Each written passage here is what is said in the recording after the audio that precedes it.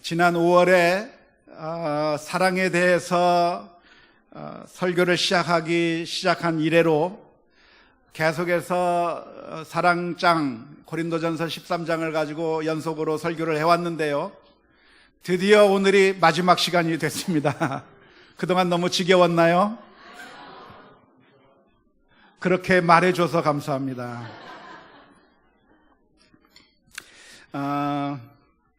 사랑에 대한 15가지의 정의를 우리가 하나씩 살펴보았는데, 그 가운데서 제일 많이 등장한 주제가 있다고 한다면 각각 15가지 중에서 다 특색이 있습니다만은 비슷한 것끼리 한번 묶어보아서 보면 그 가운데서 가장 빈번하게 나왔던 주제가 무엇이냐면 참고 견딘다고 하는 것입니다. 첫 번째 정의에서 사랑은 오래 참고 라고 이야기를 했고요. 8번째 정의에서도 사랑은 성을 내버리는 것이 아니라 성을 내지 않는 것, 그러니까 다시 말하자면 참는 것이라고 이야기했고요. 또 지난번에 12번째 정의를 살펴볼 때 사랑은 모든 것을 참으며 그랬는데, 오늘 15번째 마지막 사랑의 정의에 대해서 이야기하면서 사랑은 모든 것을 견디느니라 그랬습니다.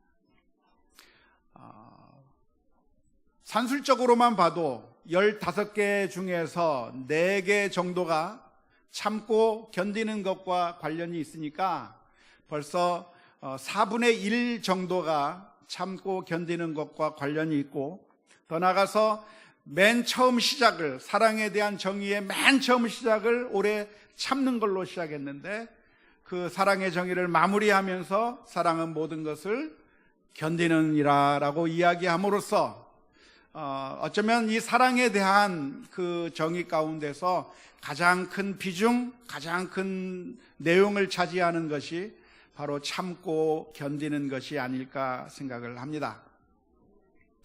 그만큼 어쩌면 사랑에 있어서 제일 중요한 것이 참고 견디는 것일 겁니다. 사랑이란 그저 단순히 우리들의 마음의 감정에 따라서, 내가 좋아하는 마음에 따라서 움직이는 것이 아니라 감정적인 것이라기보다는 의지적으로 내가 참고 견디는 것을 통해서 사랑이 시작되는 것이고 또한 사랑이 완성되는 것이라고 이야기할 수 있습니다. 그래서 오늘 이 사랑에 대한 정의를 살펴보는 마지막 시간에 우리가 다시 한번 사랑이 그 무엇보다도 참고 인내하고 견디는 것이, 그것이 진짜 사랑이라고 하는 사실을 다시 한번 확실하게 기억하는 귀한 시간이 되었으면 좋겠습니다. 사랑은 참는 것, 우리가 참지 못해 버려서 결국 모든 것들이 다 깨어지게 되어 있는데요, 참지 못하고 쏟아낸 말 한마디가 결국은 가정을 파괴해버리는 것이고, 하지 말아야 될 그 말을 해버림으로 말미암아 결국 교회가 무너지고 사랑의 관계가 깨어지는 그런 경우가 참 너무나도 많이 있습니다. 그래서 우리는 참고 또 인내하고 견뎌야만 할 것이고, 그런 과정을 통해서 우리가 사랑을 완성할 수 있고 우리가 사랑할 수 있다고 하는 사실을 분명하게 기억해야 될 줄로 믿습니다. 우리의 마음 가운데 화가 나고 분노가 일어날 때 그것을 막을 수는 없어요. 불이한 상황을 보고, 뭔가 못마땅한 것을 보고, 무엇인가 내 마음에 들지 않는 그 모습을 볼 때 우리들의 마음 가운데서 문득문득 솟아오르는 그 불편한 마음들을 우리 스스로 제어할 방법은 없습니다. 아무리 수련을 많이 쌓는다고 할지라도 우리들의 마음을 우리들이 스스로 컨트롤할 수 있는 것이 아니라, 우리들의 마음은 내 것이지만 내가 컨트롤할 수 있는 것이 아니기 때문에 자연스럽게 우리들의 마음 가운데서 분노가 솟아오르기도 하고 불편한 마음이 솟아오르는 것은 어쩔 수 없을 것입니다. 하지만 그 상황 가운데서 우리는 우리의 마음 가운데 떠오르는 그 분노와 화를 참지 못하고 쏟아버림으로써 모든 관계를 박살낼 것이 아니라 그 순간에 우리가 주님의 십자가 앞에서 사랑은 모든 것을 참고 견디는 것이라고 하는 사실을 기억하면서 인내하며 나아갈 때 거기서 사랑이 하나씩 하나씩 쌓이게 되고 가정이 회복이 되고 사랑의 관계가 돈독해질 줄로 믿습니다. 사랑의 그 정의 가운데서 사랑이 참고 견디는 것이라고 이렇게 이야기하고 있는데요. 그러나 우리가 이 고린도전서 13장의 말씀을 살펴보면 이 15가지 정의를 쓸 때 그 단어들이 다 다릅니다.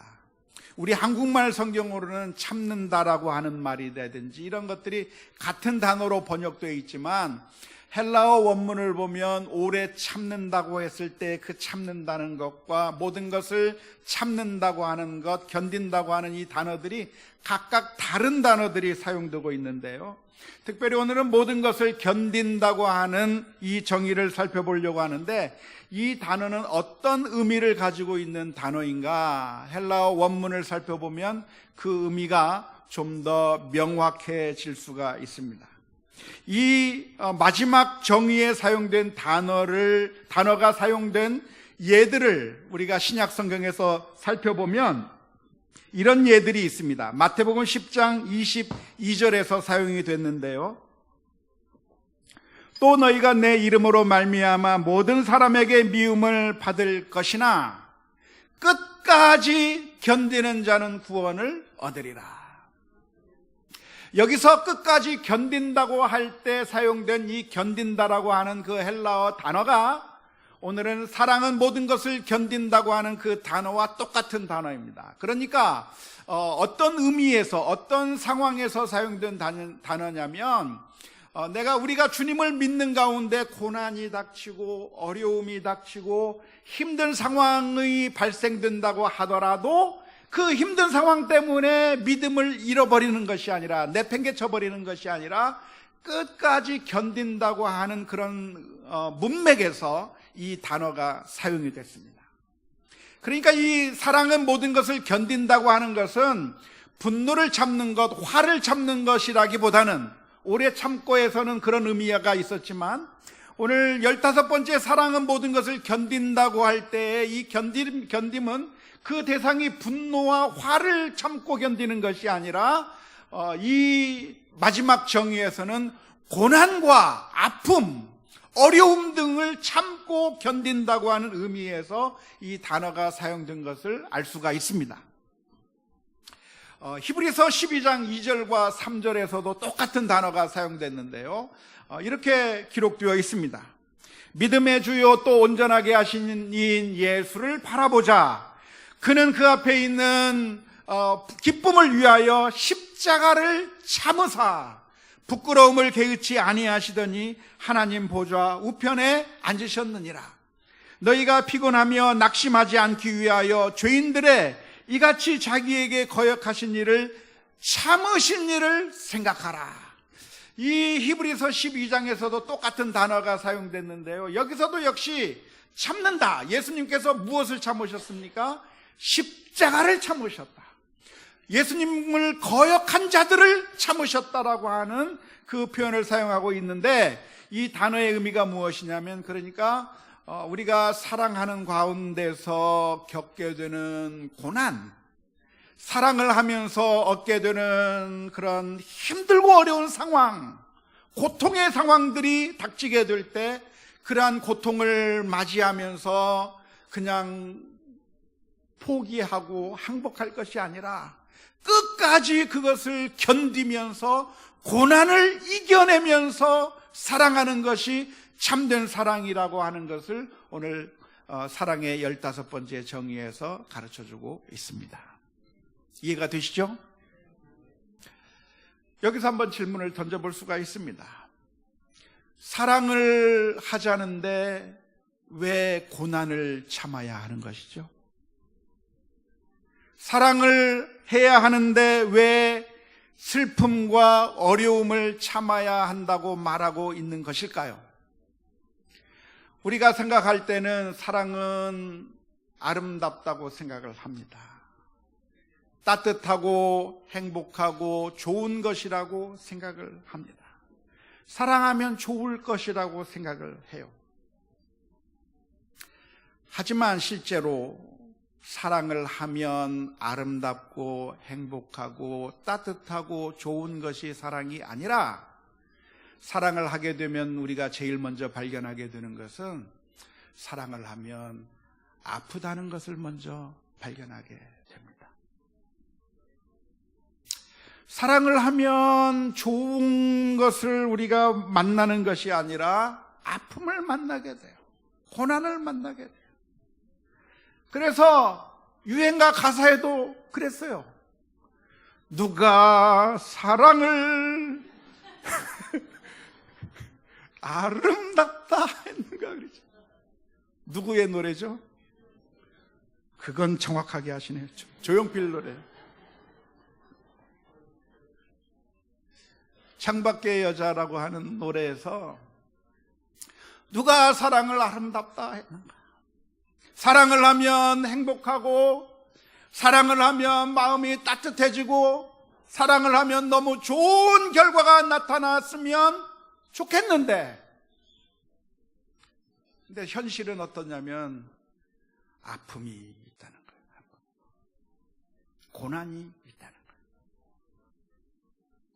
제가 지난번에 태국에 갔는데요, 지난번 태국에 가서 주일날 예배에 참석했는데 그 목사님이 5월 달에 가정의 달에 설교를 하면서 막 설교를 하시면서, 여러분 결혼 생활이 얼마나 힘든 건 줄 아십니까?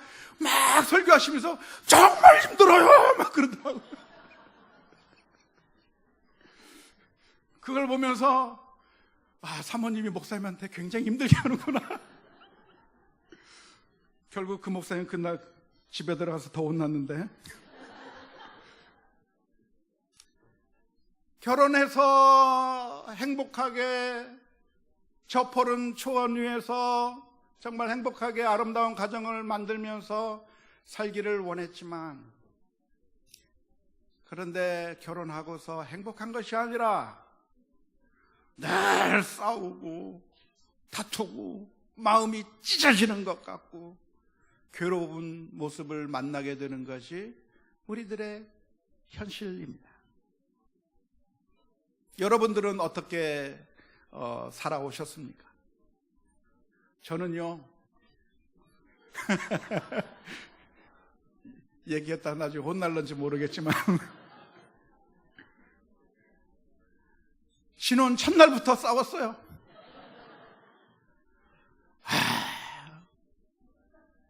허니문 가서 정말 행복하게, 정말 사랑하면서 좋을 거라고 생각했던 바로 그 첫날부터 서로 싸워서 말도 안 하고,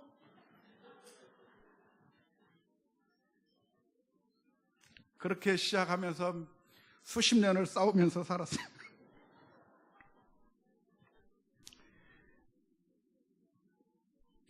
사랑을 하면 쉽고 편하고 행복하면 좋을 줄 알았는데, 그런데 그 사랑의 길은 사실은 오히려 고통이 있고 아픔이 있는 길이기 때문에 사랑은 모든 것을 견딘다고 가르쳐주고 있습니다.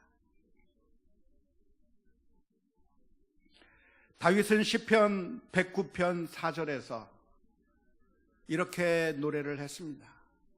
나는 사랑하나 그들은 도리어 나를 대적하니 나는 기도할거니라. 나는 사랑하는 마음으로 친구들에게 다가가고, 나는 사랑하는 마음으로 국가를 위해서 헌신하지만 오히려 내게 돌아온 것은 적으로 돌아오는 거예요. 나를 죽이려고 달려드는 사람들을 만나게 되는 거예요.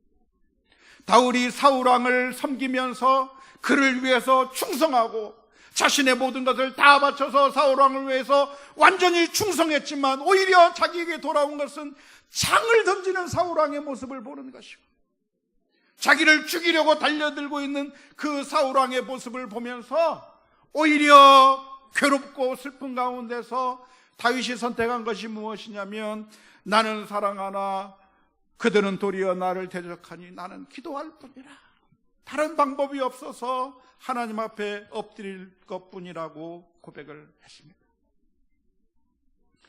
바울 사도도 역시 마찬가지죠. 바울 사도는 자신의 일신을 위해서 성공하는 것을 자신의 삶의 목표로 삼지 않았습니다. 위대한 정치가가 된다든지 아니면 종교계에서 뛰어난 인물이 된다든지 존경받는 사람이 되기 위해서 자신의 입신양명을 위해서 노력한 사람이 아니라 자기가 가지고 있던 모든 장점들을 배설물로 여기면서 한 영혼 한 영혼을 주님에게로 돌아오게 만들고 영원히 멸망받을 사람들을 구원하게 되는 그 사랑의 사명을 감당하기 위해서 복음을 전파하는 자로 삶을 살았습니다. 그런데 바울 사도가 가는 그 길이 모든 사람들이 박수 쳐주고 환영해주고 그를 영접해 준 것이 아니라 바울 사도의 가는 길은 고난의 길이었어요. 바울 사도가 얼마나 많은 고난을 당했는지 고린도후서 11장 23절에서부터 27절의 말씀에 이렇게 기록하고 있습니다. 그들이 그리스도의 일꾼이냐 정신없는 말을 하거니와 나는 더욱 그러하도다. 내가 수고를 넘치도록 하고 옥에 갇히기도 더 많이 하고 매도 수없이 맞고 여러 번 죽을 뻔하였으니 유대인들에게서 40에 하나 감한매를 5번 맞았으며 3번 태장으로 맞고 1번 돌로 맞고 3번 파선하고 일주일을 깊은 바다에서 지냈으며 여러 번 여행하면서 강의 위험과 강도의 위험과 동족의 위험과 이방인의 위험과 시내의 위험과 광야의 위험과 바다의 위험과 거짓 형제 중의 위험을 당하고 또 수고하고 애쓰고 여러 번 자지 못하고 줄이며 목마르고 여러 번 굶고 춥고 헐벗었노라. 이거 다 새 모양이에요. 바울 사도가 고난을 당하면서 정말 힘들고 어렵게 사역을 했는데 사랑하는 마음으로 그들에게 복음을 전하려고 했지만 그가 당한 것은 오히려 고난과 고통뿐이었다고 하는 것이죠. 그런데 그 상황 가운데서 우리 모두들은 다 포기하고 싶은 마음이 들기가 쉽습니다. 조그만 어려움이 생기고 조그만 힘든 일이 생기면 우리들은 쉽게 포기해버리고 쉽게 사랑을 접어버리고 우리들의 마음을 닫아버리려고 하는 것이 우리들의 본능입니다. 욥의 아내처럼 말입니다. 욥의 아내는 욥이 고난을 당할 때 욥을 향해서 이야기를 했습니다. 차라리 하나님을 욕하고 죽어버리라고 말하면서 떠나버립니다.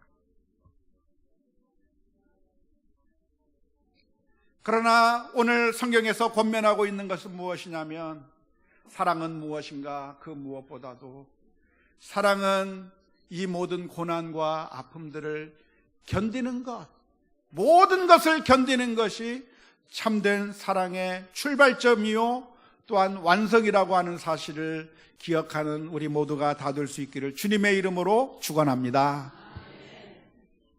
사랑은 모든 것을 견딘다고 했는데 그러면 견딘다고 하는 것은 어떻게 하는 것이 견디는 것일까요? 견디는 것은 어떻게 견딜 수가 있을까요?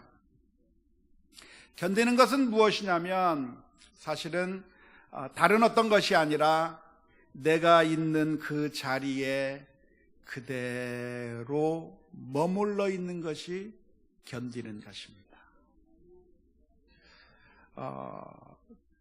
사랑은 모든 것을 견딘다고 할 때 사용되었던 그 헬라어 단어가 또 다른 곳에서 어떤 의미로 사용되어 있냐면 머물렀다고 하는 의미로 사용이 된 적이 있습니다.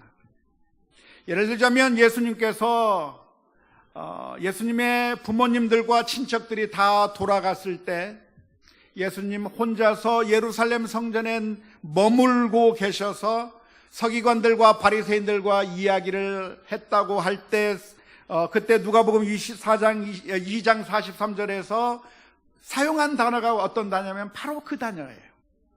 예수님께서는 예루살렘에 머물고 계셨다고 했을 때 그 머물다라고 하는 그 단어가 바로 사랑은 모든 것을 견딘다고 할 때 사용되었던 그 단어랑 똑같은 단어입니다. 사도행전 17장 14절에서도 바울 사도가 베레아를 빠져나갔지만 실라와 디모데는 그 베레아라고 하는 지역에 머물렀다라고 하는 표현이 있는데 그 머물렀다고 하는 그 표현이 견디다라고 하는 표현과 똑같은 단어입니다.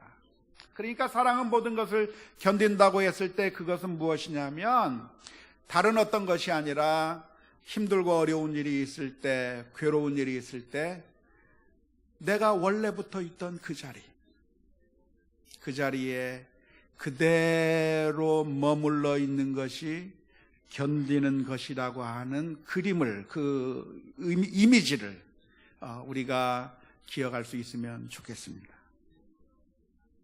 종종 우리는 우리의 자리를 박차고 떠나가고 싶을 때가 많습니다. 아무도 나를 인정해 주지 않을 때 그 자리를 박차고 떠나고 싶은 마음이 듭니다. 힘들고 어려운 일이 있을 때 그 자리를 박차고 떠나고 싶은 마음들이 있습니다. 하지만 무엇이 사랑이고 무엇이 견디는 것인가?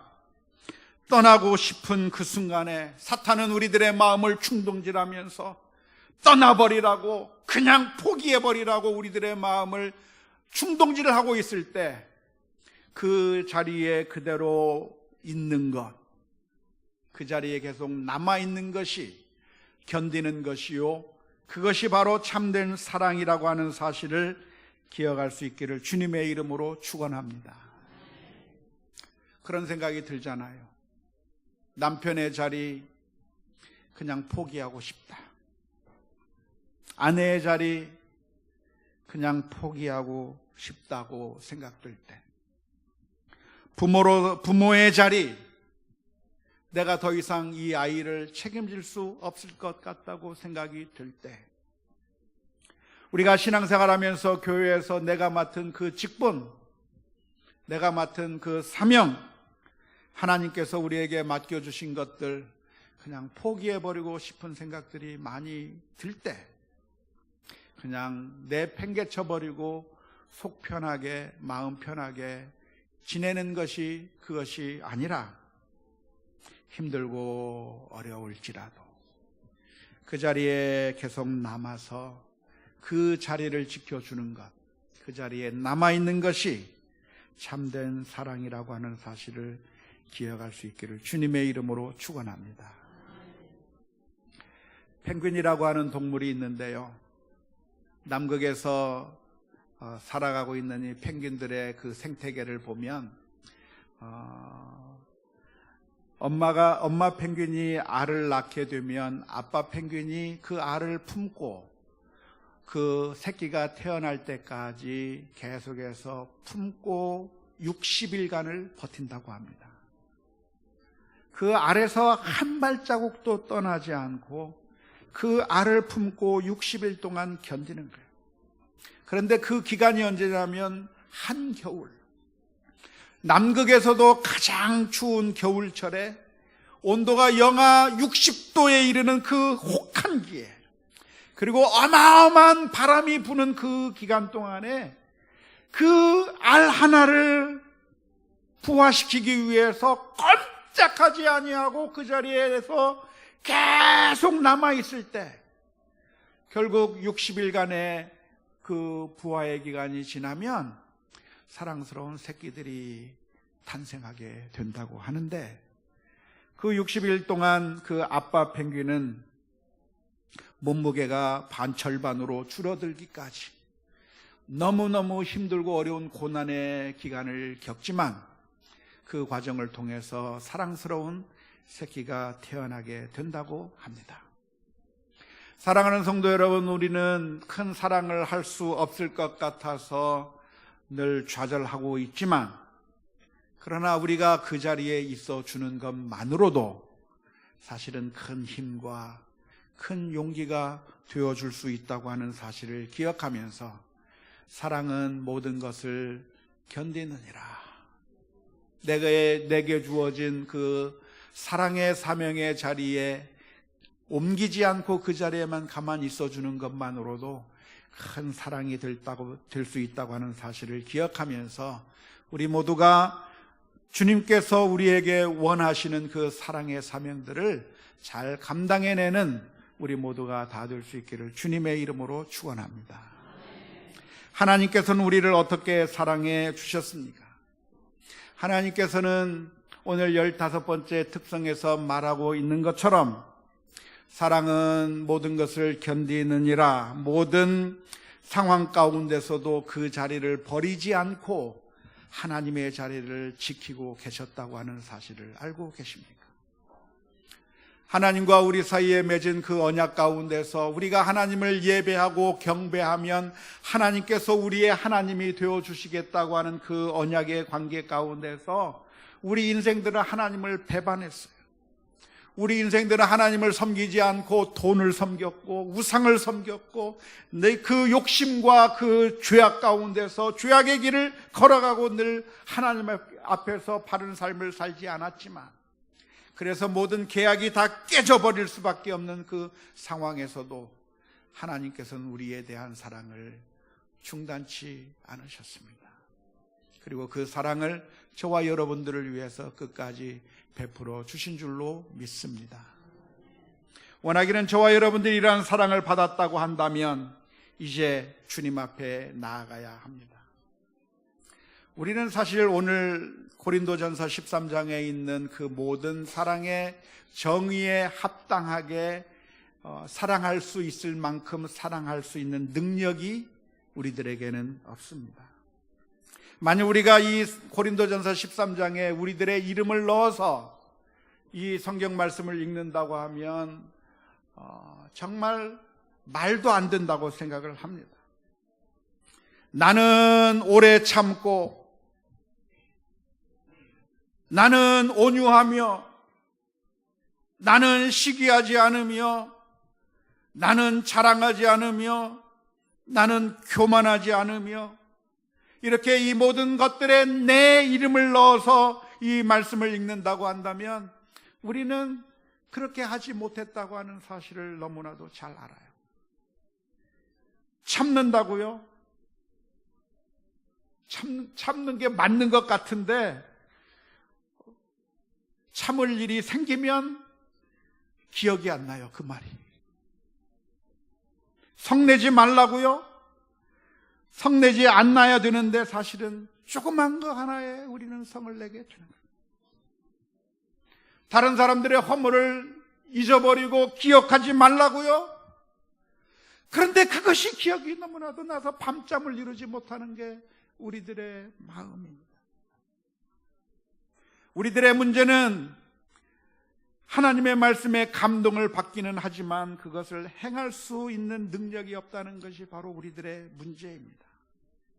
그래서 우리가 주님 앞에 다시 나아가서 십자가 앞에 나아가서 주 앞에 엎드려야만 될 줄로 믿습니다. 여기에 우리의 이름을 넣을 것이 아니라 하나님이야말로 참되신 사랑의 하나님이시기 때문에 그렇습니다.